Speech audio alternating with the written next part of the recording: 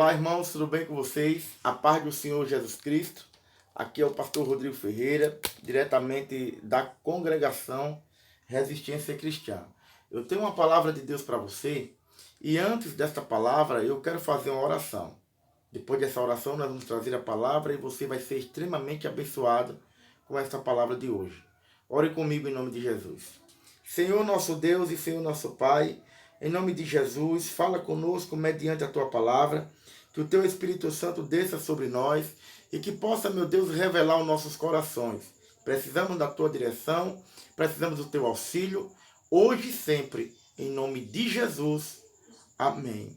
Meus irmãos, a palavra de hoje, ela se encontra em 1 Reis, capítulo 16 e o versículo 34.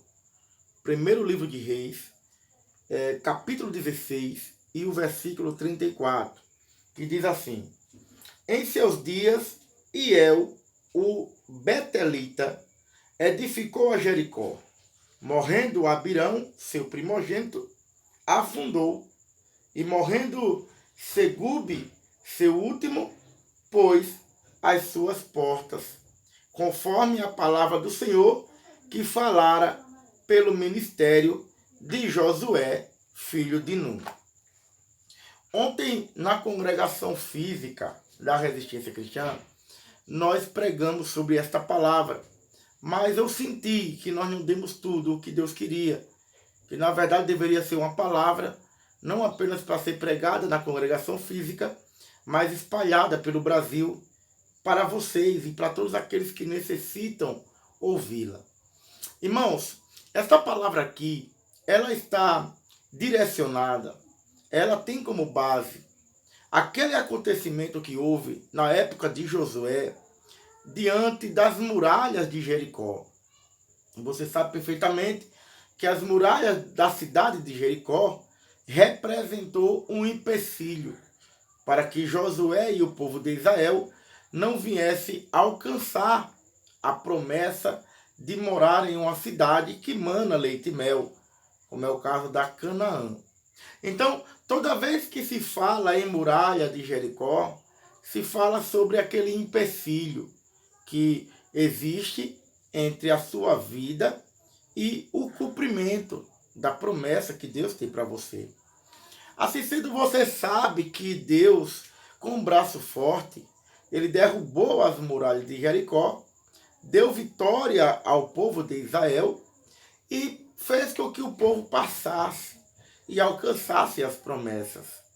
Se você ler esta história que está no livro de Josué, você vai ver que depois que Deus ele derrubou as muralhas de Jericó, você vai ver que Josué ele lançou uma maldição sobre todo aqueles que reerguesse as muralhas de Jericó. E Josué disse: olha, aquele que se atrever a levantar a muralha que foi derrubada, ele, ao lançar as bases, perderá o seu filho primogênito. E ao concluir as muralhas, perderá o seu último filho. Essa foi uma maldição, porque Josué era um homem de Deus e ele tinha discernimento. Ele sabia que quem havia derrubado as muralhas de Jericó tinha sido o próprio Deus. Assim sendo, Josué estava passando para nós ali a verdade explícita de que o homem não pode reerguer aquilo que Deus derrubou. Devemos ter o discernimento de que quando Deus faz algo, nós não devemos tentar desfazer. Devemos procurar entender da parte de Deus quando de fato é Deus que está fazendo ou quando é o homem que está fazendo. E neste versículo 34 de 1 Reis, capítulo 16, você percebe o cumprimento dessa maldição, né? O cumprimento cumprido na vida de uma pessoa que tentou levantar aquilo que Deus havia derrubado. E o nome desse homem era Iel, que terminou perdendo o seu primeiro filho chamado Abirão, ao lançar as bases da muralha de Jericó, e terminou também perdendo o seu último filho chamado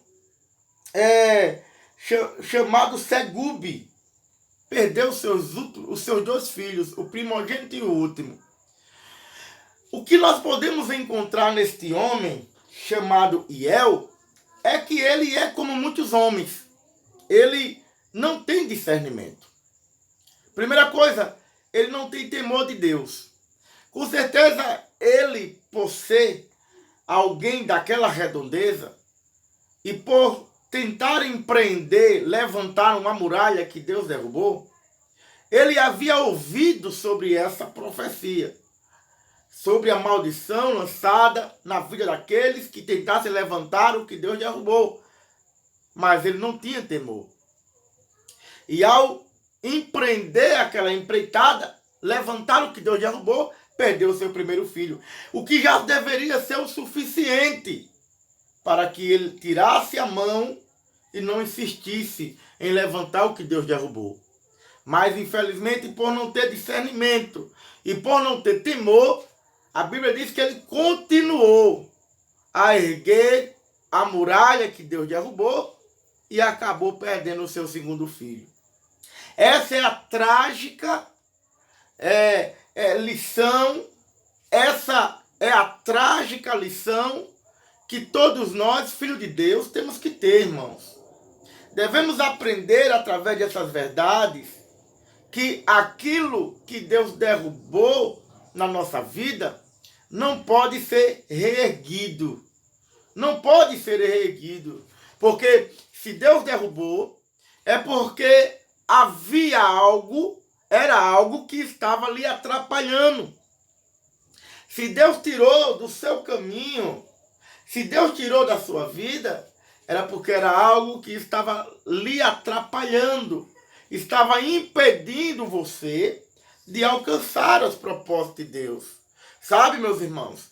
Então, o que acontece é que às vezes, eu queria que você prestasse atenção nisso, o que acontece é que às vezes nós se esquecemos fácil do momento em que nós estávamos oprimidos por uma muralha, e toda muralha, como eu falei, a muralha de Jericó representa empecilho e opressão. O que acontece é que estávamos oprimidos, estávamos no momento em que estávamos oprimidos por algo que dificultava o alcance da promessa de Deus, nós clamávamos a Ele. Clamávamos, suplicávamos e pedia que Ele nos ajudasse. E Ele ouviu o nosso clamor e derrubou a muralha. Mas o tempo passa. E quando o tempo passa, parece-me que nós se esquecemos do peso que era ter uma muralha impedindo o nosso progredir. Parece que nós se esquecemos dos males que essa muralha nos causava quando estava erguida diante de nós. E começamos agora a tentar reerguer aquilo que Deus derrubou. E Deus derrubou porque um dia você pediu. Você pediu a Ele que tivesse misericórdia de você e tirasse do seu caminho essa muralha. E Ele foi, com a sua grande misericórdia, com o seu infinito poder, e derrubou a muralha. Por isso, aquilo que Deus tirou da sua vida não merece ser reerguido. E não pode. Porque se Deus tirou, é porque não deveria estar onde esteve. Todo aquele que levantar algo que Deus tirou, estará debaixo de maldição. Eu posso me lembrar junto com você de algumas coisas que aconteceram nas Escrituras Sagradas e que ainda irão acontecer. Não sei se você lembra daquele trecho que existe lá no Apocalipse, onde o próprio Deus, a revelação em Cristo diz: eu tenho a chave nas minhas mãos. Eu abro. E o que eu abro, a porta que eu abro, ninguém fecha. Mas a porta que eu fecho, ninguém abre. Você consegue entender isso? Que Deus realmente ele abre porta, mas ele fecha. E a porta que ele fechou da nossa vida não deve ser aberta. Não deverá ser aberta. Não deverá, nós não deveremos insistir em abrir a porta que ele fechou. É um compartimento que deve ser isolado da nossa vida, que não deve ser visitado, que não deve ser espiado, porque se ele fechou, não é para ser aberto. Aquele que tentar abrir a porta que Cristo fechou na sua vida, estará correndo o risco de buscar para si maldições. É algo que ficou no passado, minha irmã. É algo que ficou no passado, meu irmão. Não pode ser aberto, porque foi Deus que fechou. Outro exemplo claro é o que Cristo disse lá em Mateus 24. Quando olhou para os apóstolos e disse, está vendo este templo aqui em Jerusalém? Tão bonito, tão majestoso. Não ficará pedra sobre pedra, que não seja derrubado. E você sabe que o general romano, ele veio e derrubou aquele templo para cumprir a promessa, a profecia do Senhor. E desde então você percebe que foi o próprio Deus que derrubou aquele templo. Se Deus derrubou, não pode ser erguido. Mas você sabe que existe uma profecia em que os homens reerguerão o terceiro templo. Colocarão de pé o templo que foi derrubado. Trarão de volta aquilo que foi profetizado pelo Senhor, que não ficaria de pé. E quando esse terceiro templo se levantar, quem vai sentar-se nele será o próprio anticristo, o filho das trevas, o homem da perdição. Então nós aprendemos que quando nós insistimos em levantar na nossa vida aquilo que Deus derrubou, quem toma de conta é o inimigo. É o próprio Satanás que toma de conta. Porque se foi derrubado, é porque não servia, estava nos atrapalhando, era um empecilho, era a ferramenta de Satanás. Por isso, se conforme com o trabalhar de Deus. Deixe em pedaços aquilo que Deus transformou em pedaços. E não tente reerguer aquilo que Deus tirou da sua vida. Né? E vi outro detalhe interessante, que ao ter discernimento, você tem que identificar quando algo foi realmente Deus que derrubou ou foi o homem que derrubou. Porque é como já foi dito até agora, se Deus derrubou, se Deus tirou da nossa vida, é porque não deveria estar lá. Porém, se foi o homem que atrapalhou, que tirou da nossa vida, Deus ele vai levantar. Porque apesar de que o que Deus faz, ninguém desfaz, o que o homem fizer fora da direção de Deus, Deus ele desfará. Deus tem o poder de desfazer a obra do homem.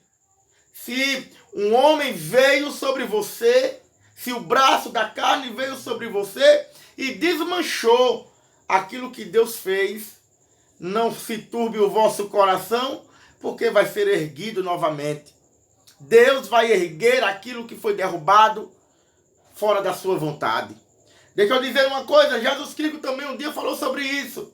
Jesus Cristo, se comparando a um templo, ele disse, naquele momento em que ele expulsou os mercadores da porta do templo, ele disse, olha, derrubai esse templo e ao terceiro dia eu levantarei. Jesus estava dizendo, eu sou o templo. E se vocês me derrubarem, ao terceiro dia eu me levantarei. Ou seja, se é o homem que vai derrubar, Deus levanta. Se o homem tirar, Deus coloca. Se o homem fechar a porta, Deus abre. É interessante isso, porque às vezes o próprio homem, a própria mulher, por não vigiar, termina derrubando aquilo que Deus ergueu na sua vida. Foi algo que você não tinha sabedoria, foi algo que você não tinha visão de Deus, não tinha discernimento, e por não ter visão, por não ter discernimento, você terminou derrubando, tirando da sua vida.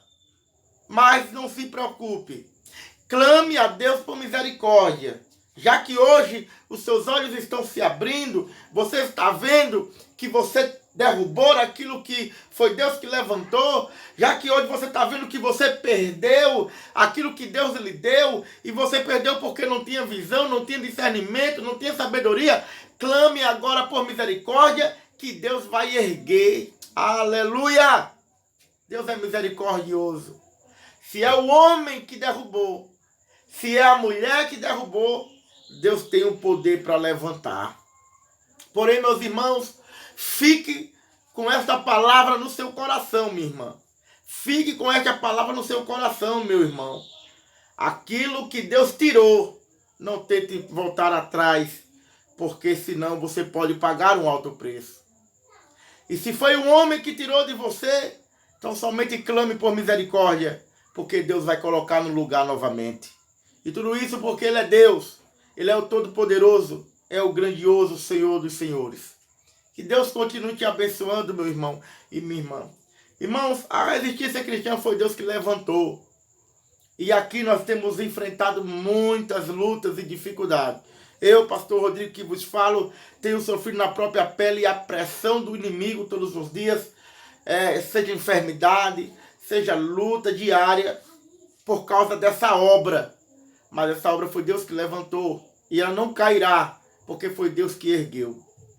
Então, eu continuo firme junto com os irmãos e espero que os irmãos também tenham essa mesma visão, para que essa obra continue avançando, em nome de Jesus. Quero lembrar para os irmãos do nosso projeto de comprar um notebook.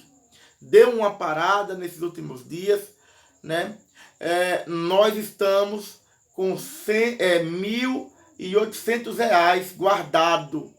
Não é meu, não é seu, é da obra do Senhor para comprar esse notebook, né? Eu fiz umas pesquisas, agora na Black Friday vai ter uns notebooks que dá para gravar as lives com uma webcam boa, né? De cerca de R$2.600, R$2.700. Então falta pouco para que a gente venha alcançar. Falta cerca de R$700 para que a gente alcance esse projeto. De R$700 a R$800 para nós alcançar. Então, se o irmão e a irmã quer ver esta obra ao vivo, tanto aqui como na congregação física, que os irmãos nos ajudem, certo? Continue nos ajudando, já tem irmãos que nos ajudaram, tenho certeza que Deus já te recompensou em tudo, mas continue firme, porque nós vamos chegar lá, irmão. É de Deus, nós vamos chegar lá. Eu não estou nem um pouco turbado, eu quero só voltar a fazer os cultos ao vivo, para poder conversar com vocês, frente a frente assim, se alegrar junto com vocês, que é algo muito diferente, não é isso? Que Deus continue abençoando a todos. Deixa eu orar por vocês. Senhor meu Deus e Senhor meu Pai, ilumina a tua serva, ilumina o teu servo, capacita a tua igreja, sede com o teu povo, Senhor, em nome de Jesus. Amém. Minha irmã, sabedoria. Meu irmão, sabedoria. Faça a reflexão junto comigo. Fiquem todos com Deus e a paz do nosso Senhor e Salvador Jesus Cristo.